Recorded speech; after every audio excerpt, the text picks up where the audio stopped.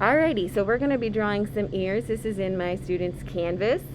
We're going to be focusing on an ear from the front view, so I recommend that you try drawing this middle view here. Have your reference image handy when you start drawing.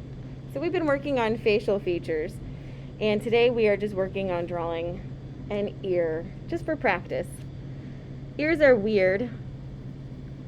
Everybody ear has a different shape to it. So I usually start off from going from top to left to right, just like we're reading. So ears are bizarre, they're weird. Everyone's ear is different, like I just said. They curve in. I'm drawing incredibly light. Should have been drawing with the 6B pencil so you could see what I'm doing. Those of you in the back of the room, hopefully you can see this a little bit.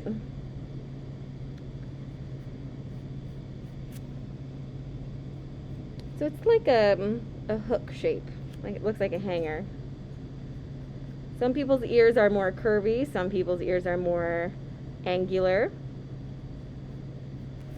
You can make your ear have piercings. It's up to you. Some people's lobes are bigger, some of them are shorter. It's all about the shading that we add in this, though. I don't think the ear is going to take us as long to do as we did with the nose and lips, but I'll do a little review of those today if I have time. So this is really abstract. These are just lines that curve, they slope in different directions, so you can get really lost in an ear. It has a lot of different creases and curves and folds.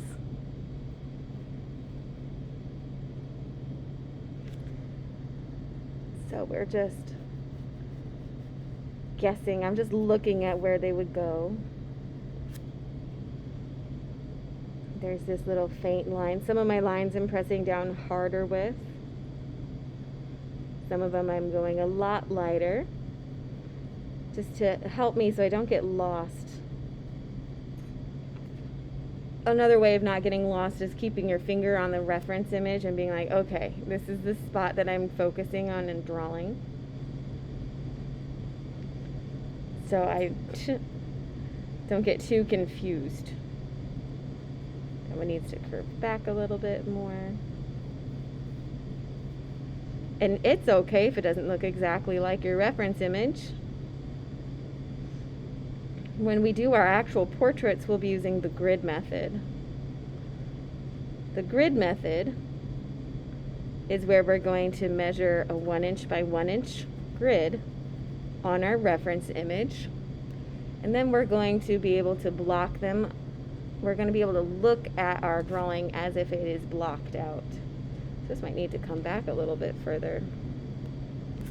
This does. This needs to have a bigger slant to it. Less of a gap there. There we go.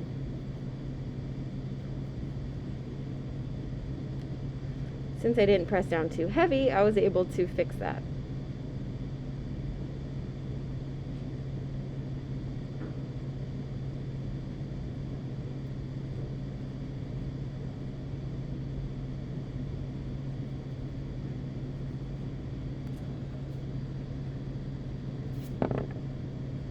Okay, so I've got just a basic outline.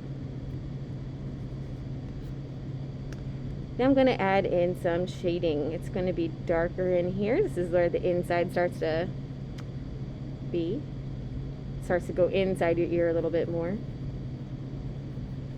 to the ear canal. So basically from these lines that are curvy, that's where the value starts. Remember, a value scale is where we go from really dark to a medium dark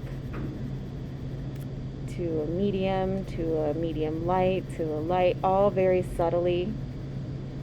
So if you don't have the will to draw an ear today, practice drawing your value scale as many times as you can. Everybody has different ways of drawing ears, different styles. If yours doesn't look just like mine, I don't care. You can find a different reference image. Ears are hard to find good drawing pictures of. I have found. This one doesn't even have a lot of shading on it. It's not as realistic as I would like for a reference image, but it was the one that I could find easily.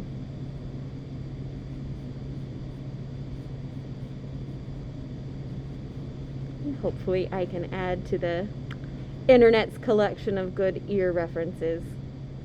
Looks like it's more pointy up here.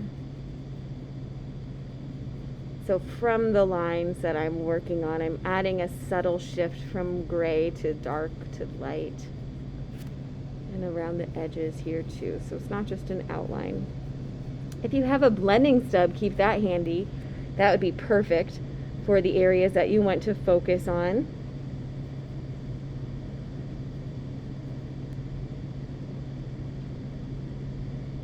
With that blending, and have it be a smoky, subtle shift. That's the important part.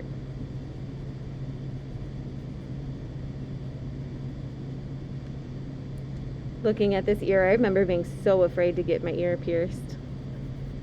My dad had to go get them pierced with me. He had to take me. I was like 17.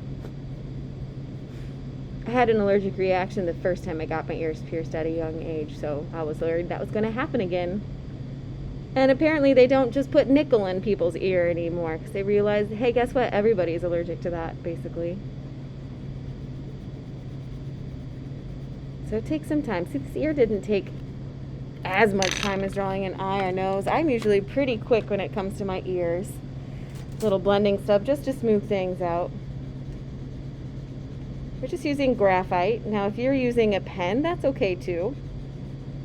You can do hatching lines or cross hatching.